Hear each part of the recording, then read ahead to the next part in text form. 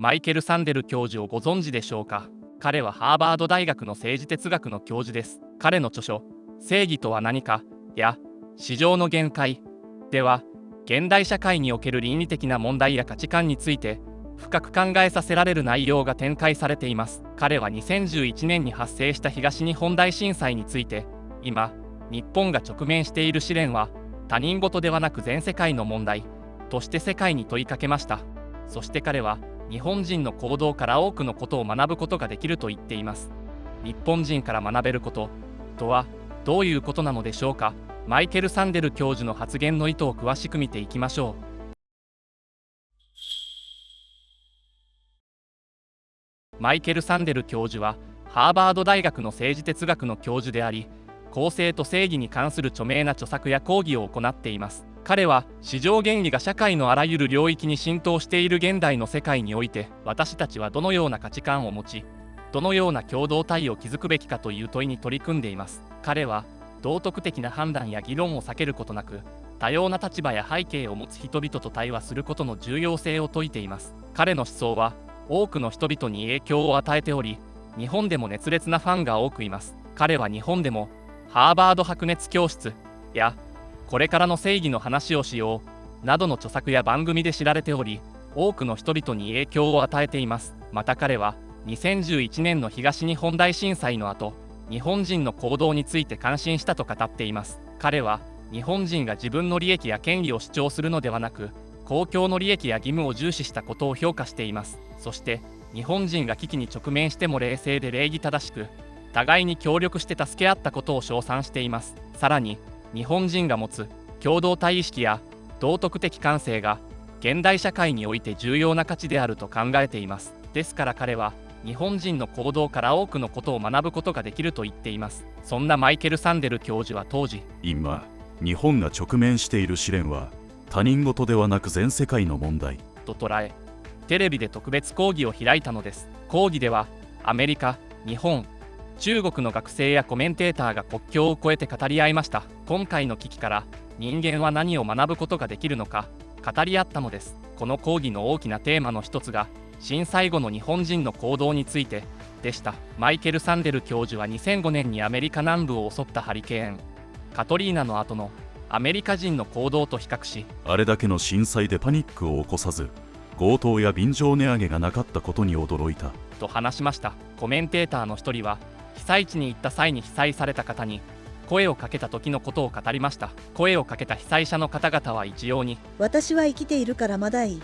もっと悲しんでいる人がいるからその人を助けてあげてください。と自分より他者をいたわる声が多かったといいます。そしてマイケル・サンデル教授は最後にこう言いました。思い出してほしい。私たちは震災の時の日本の人々の素晴らしい対応からまず議論を始めた。彼らは非常時でも礼節を重んじ、冷静で自己規制の精神にあふれ行動した。その姿に驚き、そして誇りに思ったという意見が聞かれた。そこから私たちはコミュニティの意識について考えを深めることができた。日本に向けて世界中の国々から差し伸べられた支援の手、そうした中には過去に日本との間に緊張関係のあった国も含まれていた。経済的に非常に貧しい国々からも支援があった。これは何を示しているのだろうか。もしかすると今回の危機に対する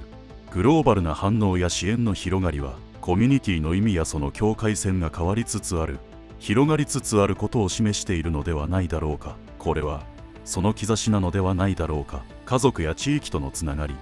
我々を束ねているより小さなコミュニティ、独自のアイデンティティというものがある。これは私たちが共に生き、お互いを思いやる上で重要な要素である。しかし今回多くの人々が感じたことがある。それは上海でも東京でもボストンでも意見が上がったが、つまり地球の反対側にいたとしても日本人の冷静で勇敢な人々の対応には強い共感を覚えることができたということ。日本の人々の痛み、苦しみ、私たちは分かち合うことができる。それだけではなく、日本人が見せてくれた素晴らしい人間性や功績をまるで自分のことのように誇りに思うことができるということだ。こうしてサンデル教授は話を終え、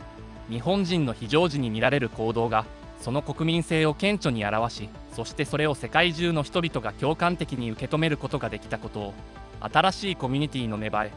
と規定して特別講義を終えたのです。また彼はその後日本を訪問した際、東京大学の学生たちと即興で討論を行ったといいます。お金と市場に対する道徳的ジレンマというやや難しいテーマを持って、マイケル・サンデル教授は日本の学生たちとしっかりと話し合えるかどうか心配したそうです。しかし会話を始めると、彼の悩みや心配は遠くに消えていきました。日本の大学生たちは普段持っている考えを論理的に解きほぐし、ハーバード教授であったマイケル・サンデル教授と自然に議論を始めました。しかし彼は訪日の前に日本人の友人たちに、日本人は議論下手だから講義で質問しても反応がないかもしれないと忠告されていました。そのことを信じていいかどうか分かりませんでしたが、実際にやってみて友人が言ったほど日本人は議論下手ではないことが分かりました。しかも議論のレベルそのものも非常に高い。もう一つ驚いたのは、彼らにはお互いに意見をことにしてもきちんと相手の話に耳を傾ける姿勢があったことです。それにはとても感心しました。ハーバードの学生と東大の学生との差もあまり感じられませんでした。3年前にハーバードを卒業した私の息子も東大の講義に参加しましたが、感想を聞いたらハーバードの学生の反応と東大の学生の反応は同じだと話していましたと語っています。彼は日本の大学生たちと一緒に夜遅くまで話し合いました。その後アメリカに戻ったマイケル・サンデル教授は、私の人生で決して忘れられない経験を日本でできた。私は日本の学生たちと話し合いながら民主主義の市民精神が何であるか再確認できたと評価していました。日本は世界中で短期間で最も急速な発展を遂げた国です。過去に紆余曲折な近現代史を経験しながらも、現在は世界有数の先進国になっています。世界中の数多くの著名な学者たちは日本を奇跡を成し遂げた唯一の国と称賛するほどです。実際に戦後日本の成長事例は多くの国にとって大きな刺激となっています。急速な経済発展を達成した国は世界に数多いですが、経済発展と同時に国民の市民意識の高まりにも成功した国は日本が唯一だと言われています。東南アジアやアフリカ大陸では日本を模範として成長を達成しようとする国も多く存在しています。我々はそんな人々の希望となれるよう、